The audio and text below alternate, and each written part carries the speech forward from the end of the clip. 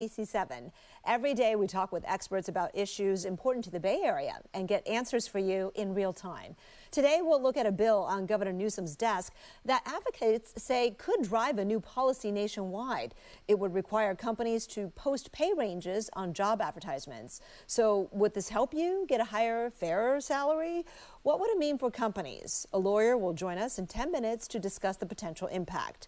Also, a San Francisco-based journalist and novelist is making waves with her new book, Forbidden City. It's set in China during the Cultural Revolution, but covers topics still timely today, like female autonomy and power dynamics. We'll talk with author Vanessa Hua. But first, the Biden administration is feverishly working to prevent a nationwide freight railroad strike. It could begin on Friday morning and would have a huge impact here in the Bay Area. Already, breaking news just coming in. Amtrak just announced it's canceling all long-distance passenger trains beginning tomorrow. Joining us live now is John Harbour, the Chief Strategy Officer for Transportation Insight. That's a company that coordinates logistics from port to port. Thank you so much for joining us, John. Thanks for having me. Great to be here. All right, so two unions representing engineers and conductors are prepared to go on strike Friday after a federally mandated cooling off period ends at midnight Friday. So who would these unions be striking against and what do they want?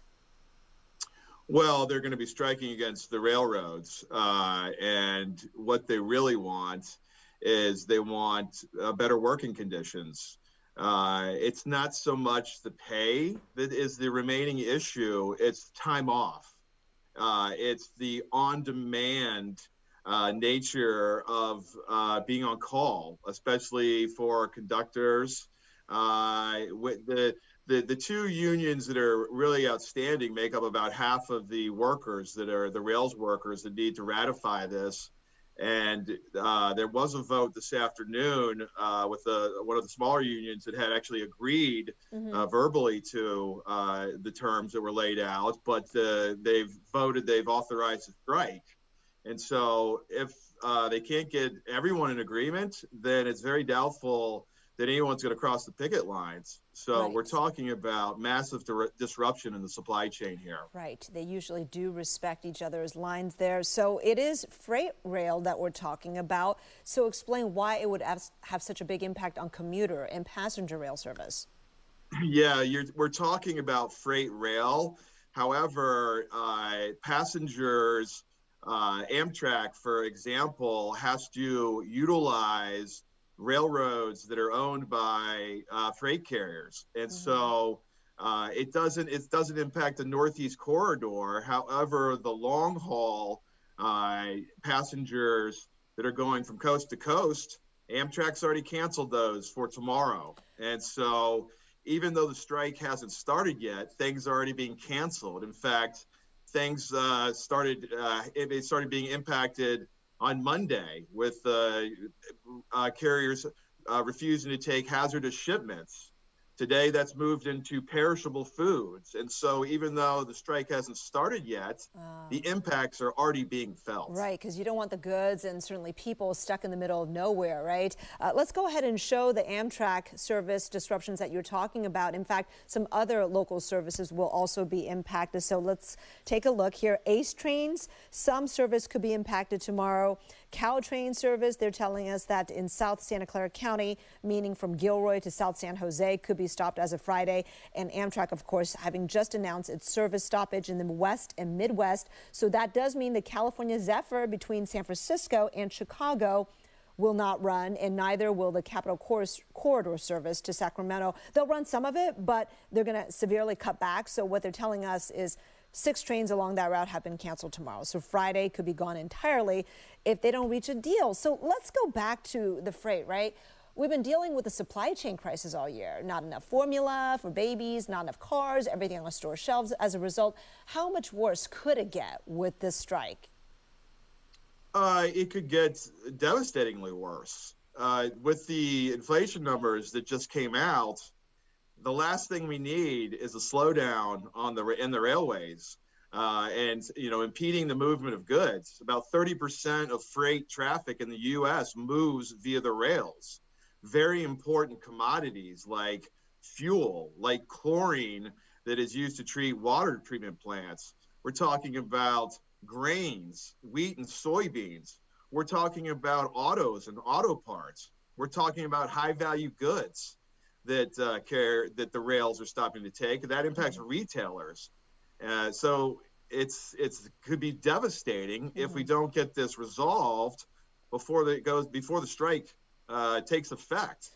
Look, any alternatives that could pick up the slack here? Like, could we rely on air deliveries, perhaps more trucking?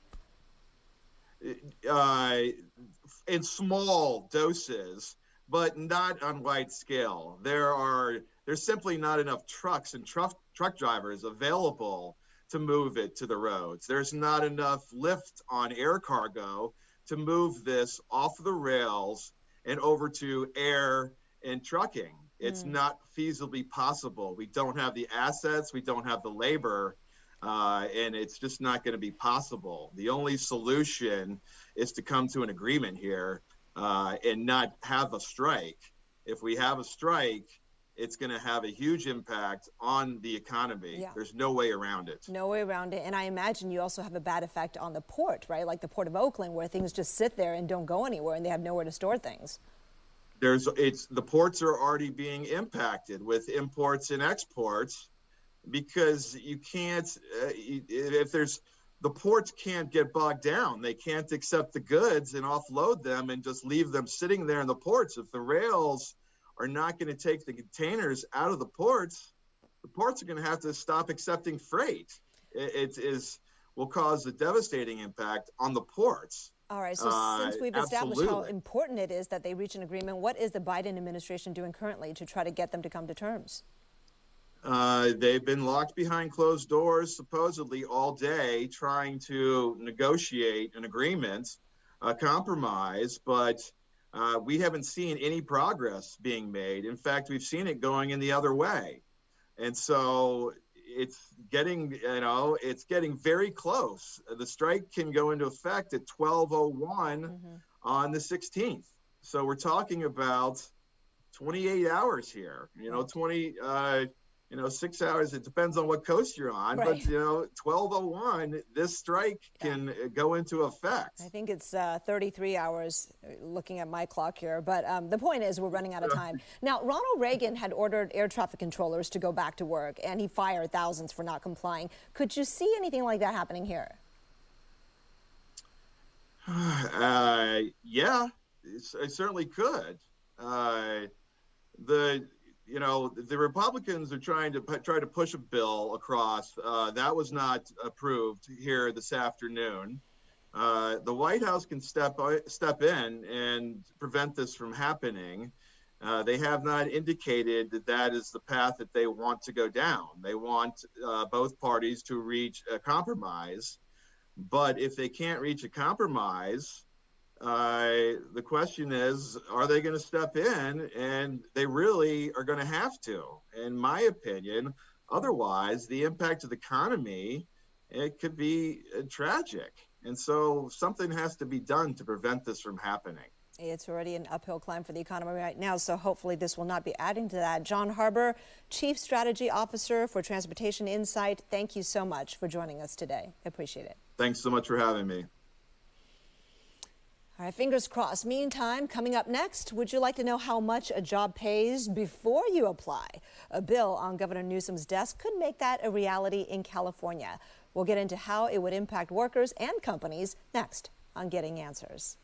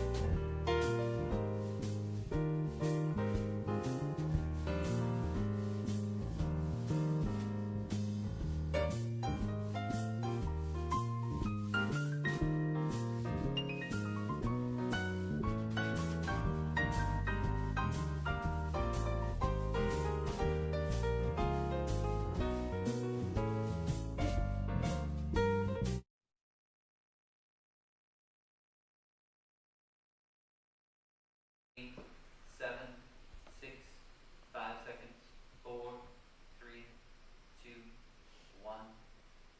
A bill on Governor Newsom's desk could change the game for job seekers. SB 1162 would require companies to post pay ranges on job postings. New York's governor could sign a similar bill. And with those two states' large economies, experts say this could spur most larger companies to just adopt the policy nationwide. Joining us live now is Annette Timon, partner at the National Law Offices of Seyfarth Shaw. Annette, you testify in front of the Legislative Committee on behalf of the California Chamber of Commerce on this bill, so you know a lot about it. Thanks for joining us. Thank you for having me. It's my pleasure. We should mention to our viewers that you are neutral on this issue, but do tell us, Governor Newsom has until the end of the month to sign or veto this. If he signs it, the law stipulates beginning next May, some employers would need to begin this disclosure. So which employers and which types of jobs? So it would actually cover all jobs in California. However, it would primarily impact those employers that have at least 15 employees. Those are the employers that are the focus of this particular bill.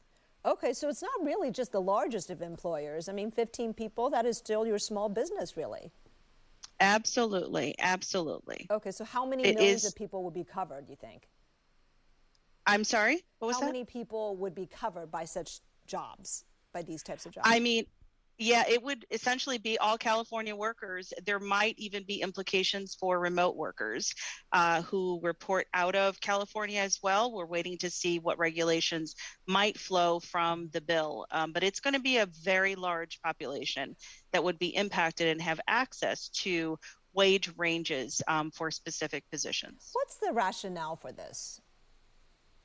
Really, the idea, whenever legislators are really looking at pay transparency laws of various types, the idea is to arm employees with additional information that they can use in the negotiation process. So that information becomes very helpful to employees as they are in the job market and have information with regard to salary and how they might position their experience in light of the salary that's out there and available to them. So that information helps employees.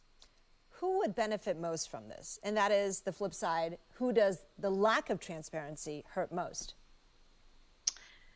That's a very interesting question. I've been thinking about that. And actually, I think it actually helps both employers and employees in this way. It sort of requires employers to really think about the issue of pay transparency and for their positions, evaluate really where they are relative to the market, how they're going to pay employers. And it does take out that sort of hidden veil that has traditionally existed in the marketplace. And so with that information, obviously employees would certainly benefit from it. Some believe that employers are harmed by it. There are certainly complications when it comes to employers, particularly those that have multiple states, operations in multiple states, and to think about how they might position the requirements in various states. That does create some challenges, but certainly challenges that some employers are willing to and are evaluating and analyzing. The way the California bill is written, does it stipulate how specific the employers need to be in their disclosure? That is, how wide can that range be? Obviously, it's not very useful if it's a huge range, right? And then do they have to put down things like race, gender, years of experience? No, certainly not race and gender, at least in the pay scale requirement. But that is an important distinction. So you can state what the wage range would be that the employer reasonably anticipates paying for the job at issue. So that gives the employees a sense of it. And then, employers usually add some of the things that they might be interested in terms of evaluating where in the range an employee might be paid. So for example, experience, you mentioned the specific locality might impact, a pay differential, how long an individual has worked in a specific area. So those are relevant considerations as well. I see. I was thinking of, how some employees within large companies, they go rogue and they start some sort of Google document and they anonymously put down how much they make. And they do indicate things like gender and age and things like that so that people can see, Yes. right? And go, aha, I'm being underpaid compared to the guy who's got the same number of years of experience as me, same age as me, same. All right. So I do want to say, usually in California, we like to think we lead, but I don't think California will be first. There are only a few states that are doing this. But in the states where they already have such a law, are there any downsides that we've seen in that, for example, somehow there's the unintended consequence of hurting job seekers? Yeah, I mean, there was certainly Colorado was one of the first that came out in a significant way. Now, Colorado's law was even more expansive than some of the issues that we're seeing here in California. And there was at least some initial concern about whether employers were going to choose to operate in other states more so than we're seeing, than actually I think has been felt. Mm-hmm. That being said, I think some of the issues are broader than the pay scale transparency. That seems to be a movement that we're seeing across other states as well. In California, what types of pay transparency laws are already in effect? Like, for example, can a job seeker now ask for that pay range in an interview, even if it's not posted in the listing? Yes, absolutely. So that has been the law. In California, employees could certainly, or applicants, could certainly ask that information, and employers in California and other states would be required to provide it. Okay. Are employers still allowed to ask you for your salary history? I remember always hating that question and never wanting to tell the truth or give it. Well, most states generally prohibit that. Certainly the EOC frowns upon it. And I would say that that is an area that most employers do not ask for anymore. It is expressly, for several years now, has been prohibited in California and other states. We'll see if Governor Newsom does sign this. But in the meantime, what is your advice for job candidates negotiating their salaries right now? I really think, certainly until the law gets passed between now and the end of the year, we do expect that it is going to get signed by the governor, that, you're certainly armed with the best information that you have available. Certainly ask, what is the pay scale? Employees in California can currently do that. And as they do that, really try to understand where they are with regard to experience. And you can certainly ask what other factors might impact a pay decision, even if you have that full range. All right. So be armed with that information. Right. The more information you go in with, the more leverage you have and stronger your position will be. Thank you so much, Annette. Really a pleasure talking with you. Thank you so much for inviting me. Coming up next, San Francisco Chronicle columnist Vanessa Hua writes books as well. Her third book, a historical fiction called Forbidden City, is out. She'll join us to talk about the story's link to San Francisco Chinatown and its spotlight on women's autonomy.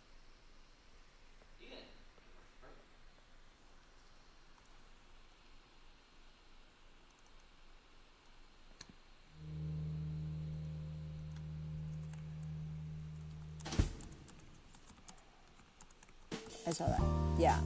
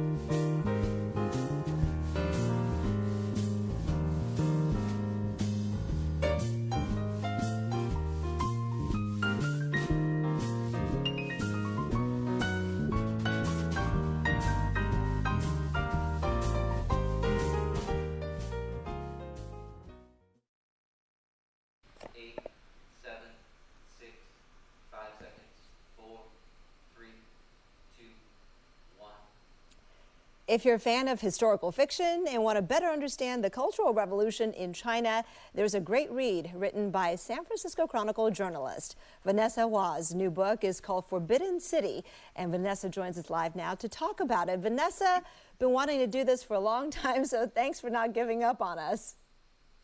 I'm so excited to be here this afternoon. Oh, I'm so happy to hear that. Look, I don't have my copy with me because it's on my nightstand. I'm halfway through it. I have to say I'm a very slow reader, okay? I'm like a 2-page a night kind of person before I fall asleep, but it's fantastic.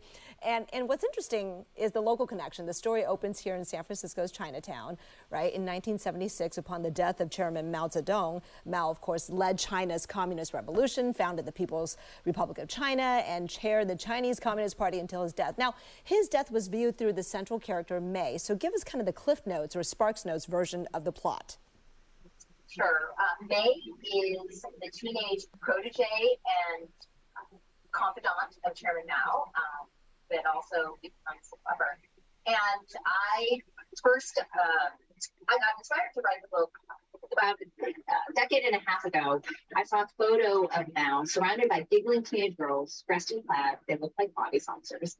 Turned out that he was a fan of ballroom dancing and that he had a troupe of young women he partnered with on the dance floor and in the bedroom.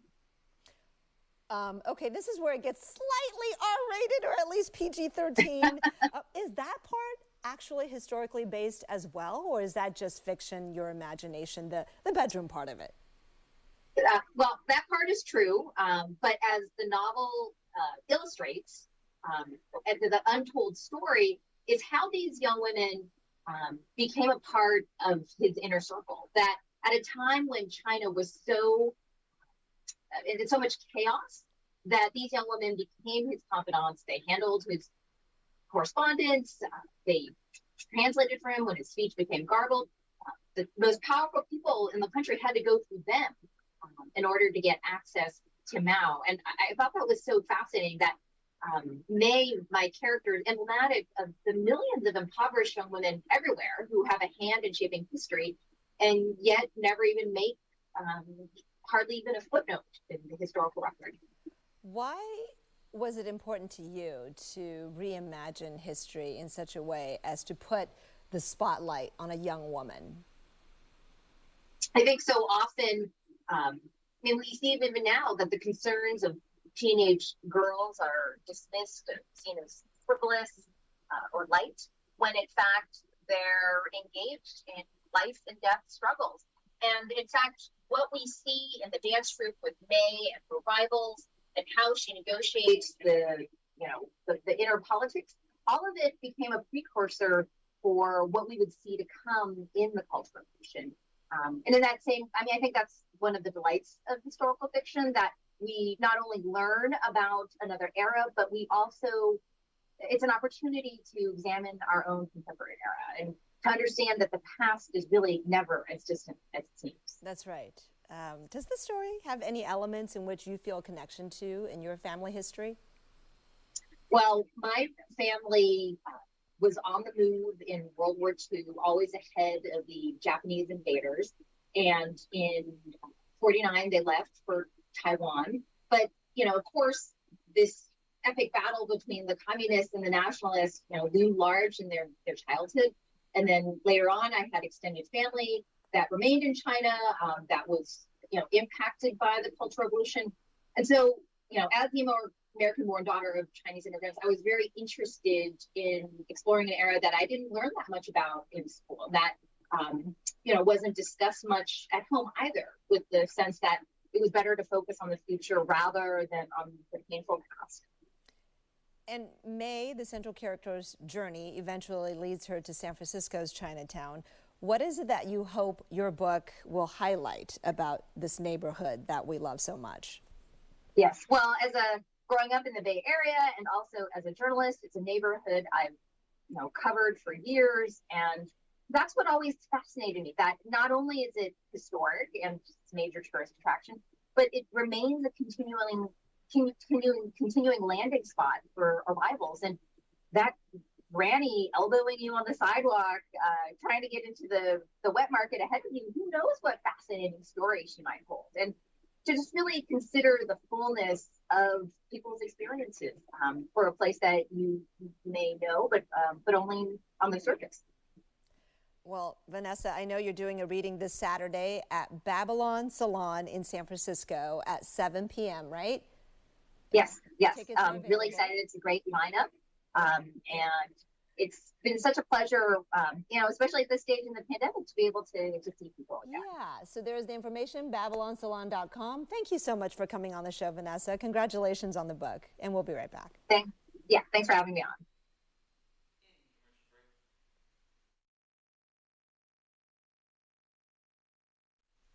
All right, everybody, we have a couple more to talk with Vanessa. Vanessa, we're done with the on-air portion of this. Now we're on Facebook Live, still streaming. And Okay. I wanted to get into this, but I didn't have time. I had to go, and I had to get in the book reading. But I was curious. Obviously, during the Cultural Revolution, it was down with the landed class, people with money, the educated people. That was all bad, so to speak. Now, looking at China today, how far has it progressed from that? In what ways is it so very different in its mission and focus under today's leaders? And in what ways does it stay the same? Well, it's interesting. It's not in the novel itself, but, I, of course, have been keeping track of sort of what trends are now in China. And apparently Gen Z, the young people in China, see the vast income inequality. And in some ways, even though they were born 2 decades after Mao died in 1976, they see him, they see some value in his teachings. And, they never lived through the violence and cruelty of the Cultural Revolution. So they're nostalgic for him in a way that I think people who lived through it, may not understand. On the other hand, Xi Jinping, who's about to be reelected for a 3rd time, is definitely molded himself in sort of like as a successor to Mao. He's the most popular leader since Mao. Mao was a huge swimmer. It's as depicted in the book. There's some major historical events that it helped kick off the Cultural Revolution. And in that same way, Xi Jinping has also said I'm a swimmer too. So he's definitely styling himself in the mold of Mao. So even though he's been dead since 1976, his shadow looms large. Indeed. All right, Vanessa, thank you so much for coming on. Really appreciate it. And it's a great book, folks. Check it out. Okay, thanks so much. Take care. 10, 9, 8, 7, 6, 5 seconds, 4, 3, 2, 1.